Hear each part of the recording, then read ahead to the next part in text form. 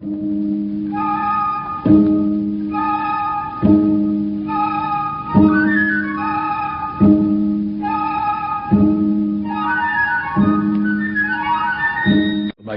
ruins of Persepolis, symbol of the first flowering of Persia 2,500 years ago, lie among desert mountains at the edge of a great fertile valley. The Gate of Peace of ancient Apadana Palace manifests the influence of the faith of Zoroaster, a faith which created new values for human life in the Achaemenian Empire. Centuries later, southwest of abandoned Persepolis, there arose a new city, Shiraz, destined for an undreamed-of crown. Shiraz, city of the poets Hafez and Sa'di, mother of Persian genius and sanctuary of poetry and philosophy. Shiraz, place of singular mosques, built in expression of the Shia doctrine of Islam. Shiraz, where mansions set in the midst of splendid gardens confirm that it is the home of Persian culture. But a simple house with an upper room in a quiet corner of this old city is more important by far than any of the great mansions. All Baha'is shall visit here, for God has ordained, for those who are able, that they shall go on pilgrimage to this very house of the Blessed Bab. This is the house of Sayyid Ali Muhammad, the primal point, the martyr prophet and herald, whose day every prophet hath announced.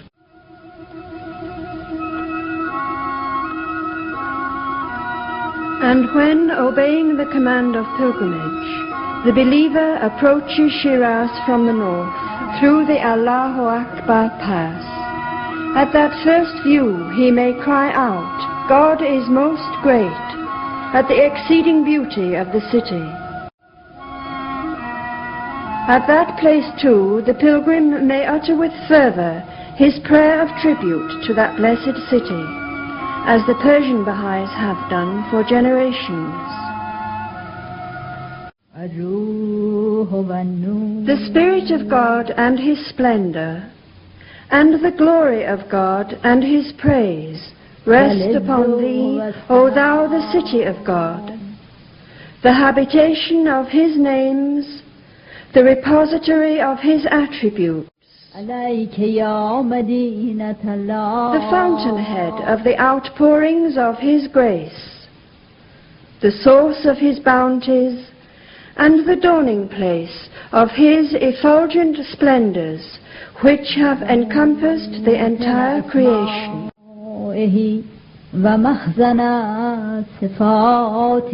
I bear witness that out of the bosom of thy soil hath shone forth the one who is the primal point, the beauteous image of the ever-abiding, the mystery of His ancient eternity, the all-embracing Word of God, His irrevocable decree, and His well-guarded secret. The gate of the Quran is a fitting entry into Shiraz, for was not the promised Ga'em manifested therein? The room above the gate enshrines a massive Quran, placed there to bring the blessing of peace and the knowledge of the will of God to those entering the city. Beyond the gate spreads Shiraz, an expanse of low buildings. In their midst, the sacred house, where began the supreme spiritual drama of our time. In the year 1844, from the port of Bushehr on the Persian Gulf, came another pilgrim, afoot, guided by spiritual intuition, to Shiraz. In this spot, where yesterday stood the Kazarun Gate, Mullah Hussein Mrs.Ruhiyyih met a youth of radiant countenance, Sayyid Ali Muhammad, and was invited to his home. Walking through the crooked street, they passed by the Ilkhani Mosque, where Mullah Hussein's brother and nephew awaited him. Traversing the narrow cobbled lanes of the obscure Shamshirgaran quarter, they came to the door of a modest house. At a knock, an Ethiopian servant opened the door, whereupon the Bab, addressing his guest, uttered the Quranic verse, "Enter therein in peace, secure." Today the pilgrim passes the door,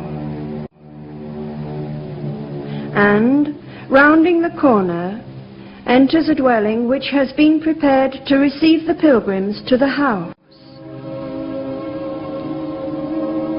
The pilgrim emerges into its courtyard. He crosses to a door which pierces the far wall, glimpsing for the first time the charming small court of the Blessed Bab's house. At this wondrous threshold, some of the friends, giving thanks for the bounty of attainment to this sacred spot, may even wish to bend in homage or kiss the shallow sill. The courtyard of the Bab's house is tiny, with a diminutive pool and an old orange tree planted by the Bab himself. On three sides are the rooms of a simple U-shaped dwelling. In the corner at the left is the household well, which still supplies cool, sweet water. Standing at that threshold, with a feeling of unutterable joy, one's eyes turn upward to the fateful upper room where, long ago, the Bab entertained his honored guest. Across the narrow court and up 3 steps, into the side hallway. At the left is the room of the Bab's widowed mother, empty save for a lingering memory of her presence. To the right of the hallway, the Bab's narrow sitting room opens onto the courtyard through ceiling-high windows. Adjacent is the interior living room, once occupied by the Bab's beloved wife, Khanum. The back stairway is steep and narrow, typical of Persian houses of that day, but it rises to the place of revelation. At the doorway of the room, the pilgrim may pause, as do the Persian believers, to recite a prayer revealed for this holy place. Ashhadu bilisani wa nafsi. I testify with my tongue and my soul, with all my heart and my limbs, that this is the spot before which all the denizens of his kingdom, and beyond them the inhabitants of the realm of creation, bow down in adoration. This is the spot where every day the inmates of the crimson chambers sweep the threshold clean, and the company of his favored angels dust it with their locks of spirit.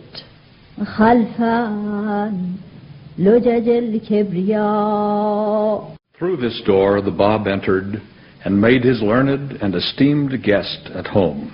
Seating themselves, the Bab poured the water for Mullah Hussein's ablutions, then offered him a refreshing beverage and himself prepared the tea, after which they shared evening prayers. About an hour after sunset, the Bab began to give to Mullah Hussein the proofs that he was that man of unsurpassed holiness, whose cause would be initiated by none other than the Lord of the age. Beneath this ceiling sat the 2 young men, he who was the new revealer and he who was the first disciple. On that lamplit evening, the Blessed Bab presented clear proofs of his mission and confirmed the teachings of Sheikh Ahmad and Sayyid Kazem. In that room, he revealed what was to become the initial chapter of his first, greatest, and mightiest work, the Qayyum ul Asma. This commentary on the Surah of Joseph from the Quran predicted the divine Joseph,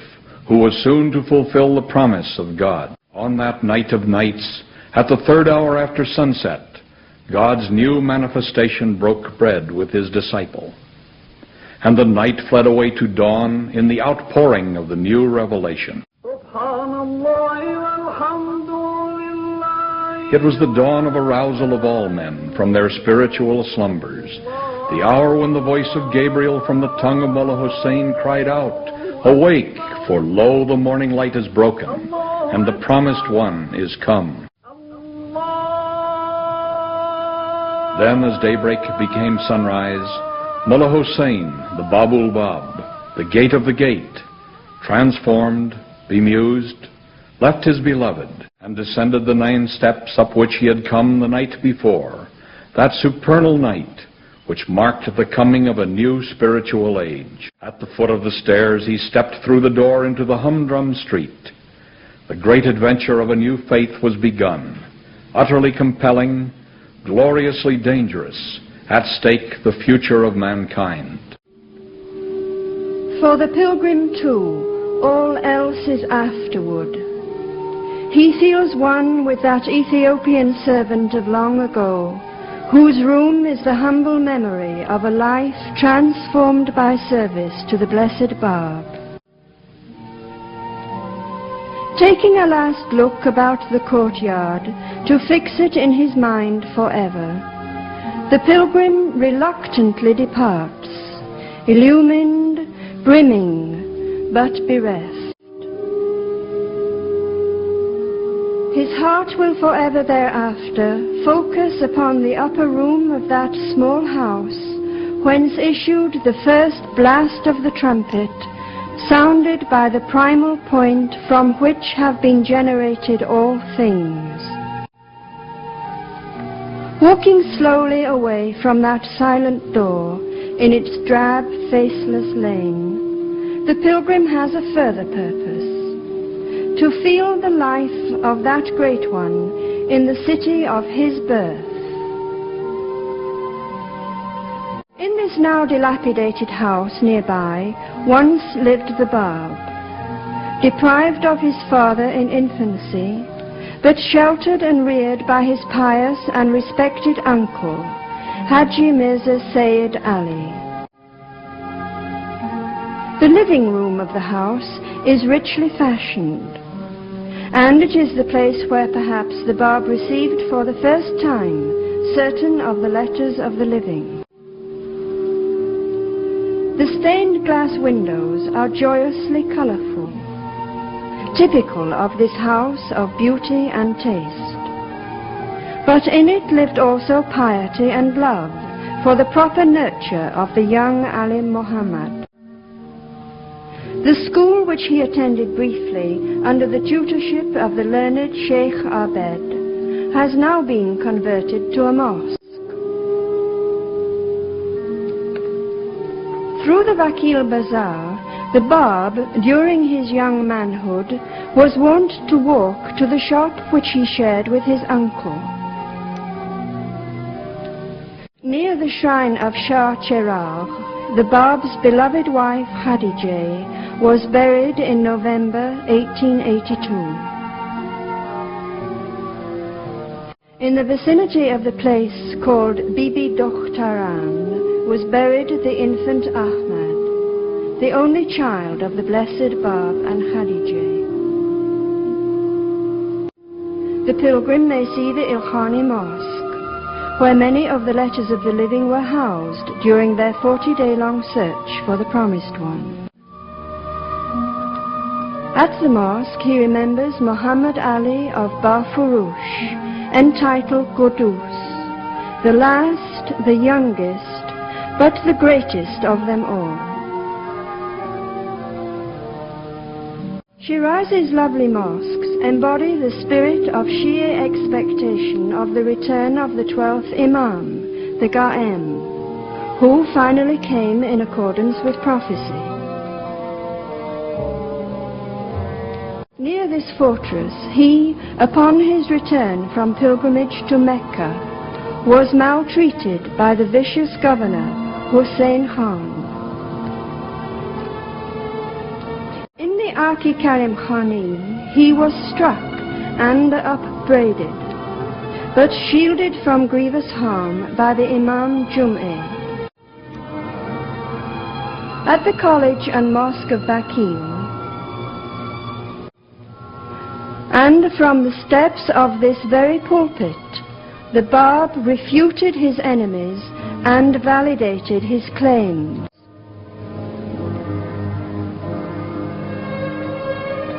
All too soon, the pilgrim must depart from this city, made holy by the Bab's declaration of his mission.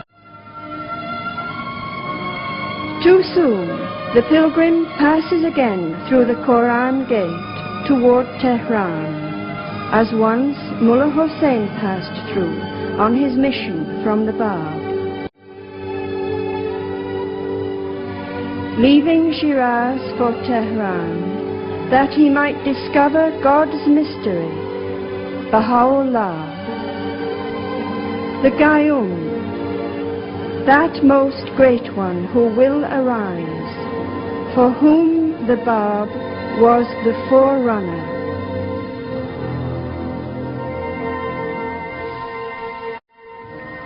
Pilgrimage to the house of the Bab in Shiraz is the privilege of every Baha'i. There began the new dispensation through which God hath proved the hearts of the entire company of his messengers and prophets. Verily, this is the spot where he who is the God of mercy hath unveiled his beauty, and, having established himself upon the throne of forgiveness, he hath passed judgment upon all the peoples of the earth, according to his good pleasure. Verily, he is potent to do what he desireth. He ordaineth whatsoever he pleaseth, and doeth what he willeth.